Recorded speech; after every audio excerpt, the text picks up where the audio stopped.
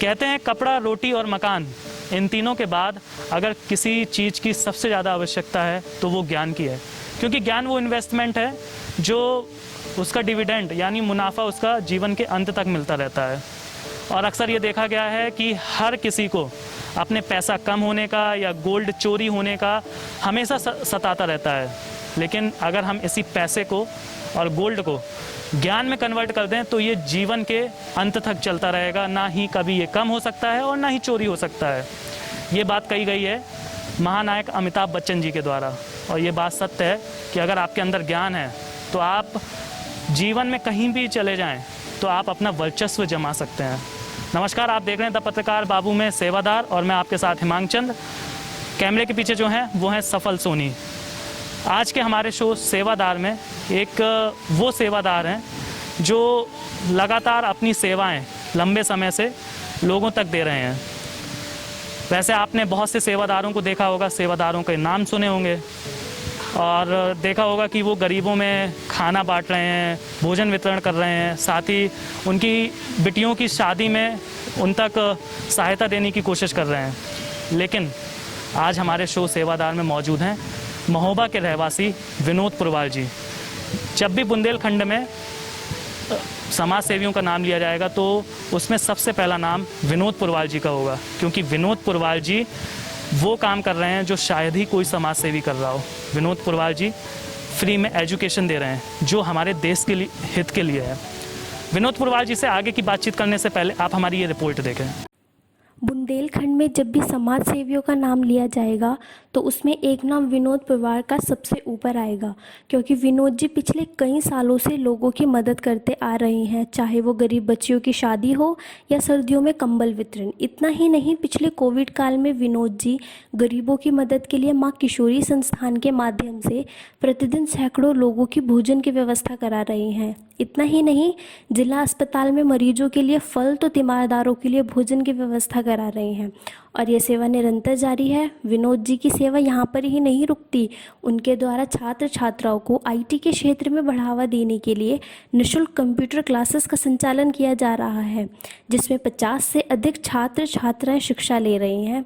वर्तमान कोविड की दूसरी लहर में भी विनोद जी लोगों को मास्क, भोजन वितरण और समय समय पर लोगों को कोविड वैक्सीन लगाने के लिए जागरूक करते दिखाई दिए हैं। विनोद जी, आपका बहुत बहुत अभिनंदन हमारे शो सेवादार में। धन्यवाद। विनोद जी, आप लगातार जो सेवाएं थी समाज के लिए वो तो दे ही रहे थे। गरीबों को खाना बंटवाना, उनके लिए उनकी जो बच्चियां हैं, बेटियां हैं, उनकी शादी में हेल्प करना, ये सब तो कर ही रहे थे। लेकिन ये शिक्षा के क्षेत्र में आपने मुफ्त शिक्षा देने का सेवा कैसे सोची? पहले भारतवर्ष गरीब था तो सबसे पहले मूलभूत समस्या पहले रोटी, कपड़ा और मकान की थी। अब ईश्वर कृपा से इस समय रोटी, कपड़ा और मकान की सरकार ने व्यवस्था कर दी है और लोगों ने भी संभल गए हैं। अब आगे जो दृश्य दिख रहा है कि आज कंप्यूटराइज हर काम हो रहा है। हर आदमी फीस दे के 500 रुपये महीना दे के कंप्यूटर चलाना नहीं सीख पाता, तो हमने स्टार्ट किया है कम से कम स्टार्टिंग ABCD आदमी कंप्यूटर में चलाना सीखे। जो गरीब लोग कोचिंग नहीं अटेंड कर पा रहे, नहीं पहुंच पा रहे, तो उनको कैसे हम कम से हिचक ख़त्म हो, कंप्यूटर खोलने का नॉलेज हो, तो स्टार्ट किया है। और हमको तो बहुत शिक्षा और चिकित्सा, बचपन में भी हमने अपने बच्चों को शिक्षा से बाहर पढ़ाया। हमारे एक टीचर कहते थे तो बच्चे तुम अभी 1 लाख रुपए बच्चों को खर्च कर रहे हो, 10 साल खर्च करोगे शिक्षा से तो 10 लाख तुम्हारी एक फैक्ट्री बन जाएगी। तुम्हारा यही कहना था कि फैक्ट्री कब आग लग जाए, कब जल जाए, कब बंद हो जाए, लेकिन शिक्षा ऐसी होगी वो जीवन में उसके काम आएगी। तो वही हम भारत के प्रत्येक नागरिक को रूप में देखना चाहते हैं कि हर नागरिक को यदि वो एजुकेटेड है तो वो सीखे और बढ़े। आज विदेश में भी हम देख रहे हैं कि 12-14 साल की उम्र से आदमी काम करने लगता है। जब काम करने लगता है, कमाने खाने लगता है तो आगे शिक्षा नहीं पा रहा है। लेकिन आज जो वर्ल्ड है तो दुनिया वही जीत सकती है। जैसे लोकतंत्र में राजनीति से ही आदमी राजा बनता है, इसी तरह शिक्षा भी वो चीज़ पद्धति हो गई है जिससे आप वर्ल्ड में हर जगह पहुंच सकते हैं, नेट में देख सकते हैं, हर चीज़ आज मोबाइल में, यूट्यूब में हर चीज़ आ गई है। तो कम से कम लोग बाग जनरल नॉलेज तो सीखें। बाकी मेरी तो बहुत इच्छा है लोग हमको जुड़ें। हम नहीं चाहते किसी फ्री कराना, लिमिटेड पैसा दे के लेके हम चाहते गेस्ट हाउस बंद करके हम वहाँ प्रोजेक्टर लगा के कैसे ज़्यादा सेवा करें। स्टार्ट किया है, इच्छा है तो बहुत है, बाकी ईश्वर की मर्जी क्या हमसे कराता क्या नहीं कराता। वास्तव में आपकी जो सोच है वो बड़ी अच्छी लगी मुझे सुन के कि आपने अपने बच्चों को जिस तरीके से शिक्षा देने की कोशिश करी और वो पूर्णतः उसमें सक्सेस भी हुए, आज देखने को ये मिलता है। ये वास्तव में बड़ी अच्छी बात है कि आपकी सोच है शिक्षित हो समाज, क्योंकि शिक्षित समाज होगा तभी देश में तरक्की कर पाएगा। दूसरा आपसे ये पूछूंगा कि आप चिकित्सा के क्षेत्र में किस तरीके का सोच रहे हैं आगे करने का। जिस तरीके आपने शिक्षा में तो अपनी सेवाएं देना शुरू कर दिया, अब चिकित्सा में सेवाएं देने का क्या सोचा है आपने? क्योंकि चिकित्सा भी एक बहुत बड़ा इशू है। शिक्षा के बाद मुझे लगता है चिकित्सा एक सबसे मेन फैक्टर आता है। चिकित्सा में भी मेरी मिसेस को कैंसर हुआ था तो मैंने डॉक्टर रेड्डी एक इंजेक्शन था, मेदांता में वो 10,000 का मिलता था, बाहर हमको 2500 मिलता था। हमारे प्रधानमंत्री मोदी जी ने जेनेरिक दवाइयाँ बनाई हैं तो मैं चाहता हूँ कोई ना एक बढ़िया आए और हम 10,000 15,000 उसको पेमेंट करने को भी तैयार हैं। गेस्ट हाउस में बढ़िया खोल के लाइसेंस लेके जेनेरिक दवाइयों का काम करें जो कि बाज़ार में उपलब्ध भी हैं। हर आदमी इतनी महंगाई में आज 300 वाला मजदूर आज इलाज नहीं करा सकता। चिकित्सा और शिक्षा दोनों इतनी महंगी हो गई हैं कि हर आदमी की बस की नहीं है। और दो ही चीज़ मूलभूत अब आदमी को दिख रहा है रोटी कपड़ा मकान के बाद कि हर आदमी शिक्षित हो और चिकित्सा मौके मिल जाए।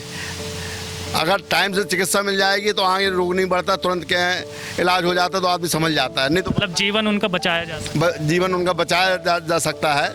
अब नेक्स्ट हमारी ये है कि चिकित्सा एवं शिक्षा। कंप्यूटर खोलना हर आदमी नहीं जानता, मोबाइल खोलना कम से कम हिचक जो गरीब आदमी है नहीं खोल पाता। आज यूट्यूब में मेरे ख्याल में बढ़ गई हर चीज़ आप देख सकते हो। तो जनरल आदमी भी अनपढ़ भी है, कम पढ़ा भी है तो यूट्यूब मोबाइल में चला के देख सकता है। जब वो कंप्यूटर में चलाएगा देखेगा तब वो हिम्मत करेगा। तो मोबाइल में लेके मोबाइल भी आज मिनी कंप्यूटर हो गया तो आदमी देख के आगे बढ़ सकता है। तो मेरी सोच ये है कि हर आदमी को मौका मिलना चाहिए, ना मालूम किस बच्चे में कितनी टैलेंट हो। आपने जैसे बोला आप चिकित्सा और शिक्षा पे तो कर ही रहे हैं, चिकित्सा पे भी जोर दे रहे हैं आप। महोबा नगर के बाद आप क्या गांव में भी इसी तरीके की शिक्षा की व्यवस्था करेंगे जिस तरीके से आप महोबा में कर रहे हैं, फ्री में एजुकेशन देना, क्या गांव तक भी पहुंचाने की कोशिश करेंगे आप? इस तरीके का आईटी को हब बनाने की कोशिश करेंगे गांव?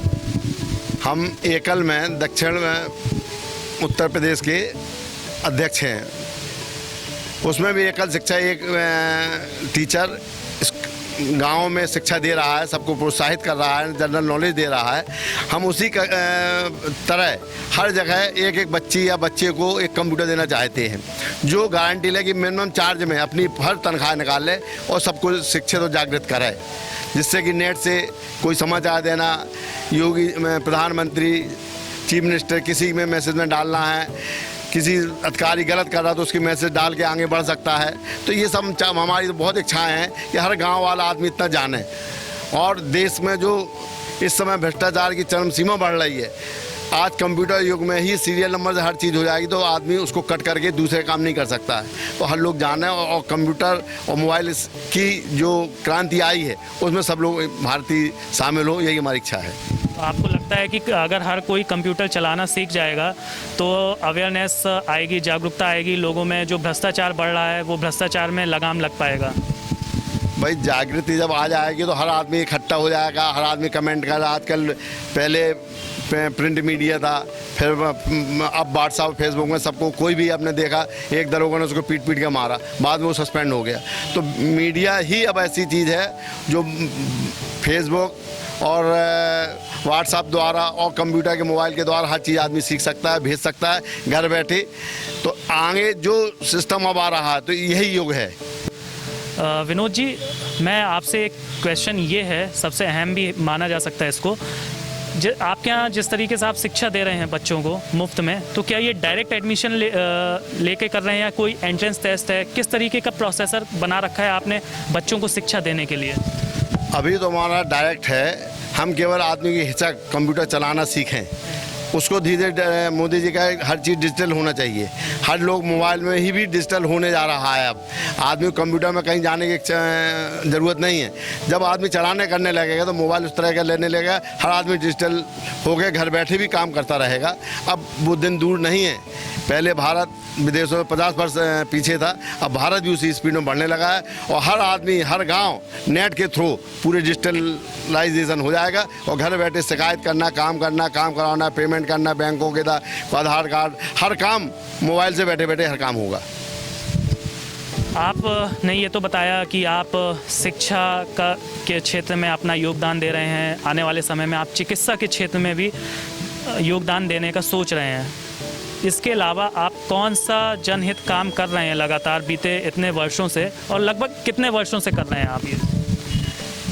हम 2010-11 से तो कंटिन्यू सूखा पड़ा था, उस समय से 800 लोगों को कार्ड बनाए थे, 10 किलो गल्ला मंथली देते रहे, सालों दिया है। मांगी तो हमारे सन 74 से फादर एक्सपायर हो गए थे, तब से एक लगता था मजदूर ही हमको बनाते हैं। हम ये नहीं कहते मजदूरों को काम दे रहे हैं, मजदूरों ने ही हमको बनाया बढ़ाया है। तो हमारी भी इच्छा है कि उनके परिवार के वो लोग और उनके परिवार के लोग भी सुखी और संतुष्ट रहें। इसलिए हमको लगता है हर आदमी पले और बढ़े, यही हमारी हार्दिक इच्छा है। उनके मजदूरों को भी चांस मिले, ना जाने किस बच्चे में क्या होशियारी निकल जाए, क्या टैलेंट निकल जाए। खेल है, कूद है, हर क्षेत्र में टैलेंट है एक से एक। तो हम भी कहते हैं गरीब बच्चों को साधन यदि मिल जाए तो वो भी अपना टैलेंट अलग से दिखा सकते हैं। तो ना जाने कौन बच्चे आज जाते रहें। और आजकल हर शिक्षित बच्चा विदेश जा भी रहा है, कोई टैलेंटेड ही जा रहा है, पैसे वाले नहीं जा पा रहा है। ज़रूरी नहीं कि पैसे से ही आप विदेश जा पाएँ। टैलेंटेड बच्चों को हर कंपनी भेज रही है, हर आदमी तरक्की पा रहा है। यही लोकतंत्र का काम है। तो ये थे हमारे साथ विनोद पुरवाल जी।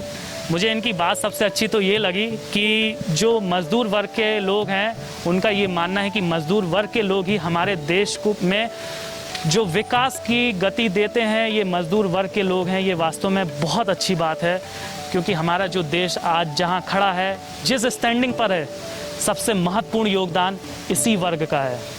साथ ही उनका ये भी सबसे अच्छी बात है कि शिक्षित होगा समाज तभी आगे कुछ कर पाएगा हमारा भारत, तभी हमारा भारत आगे बढ़ पाएगा।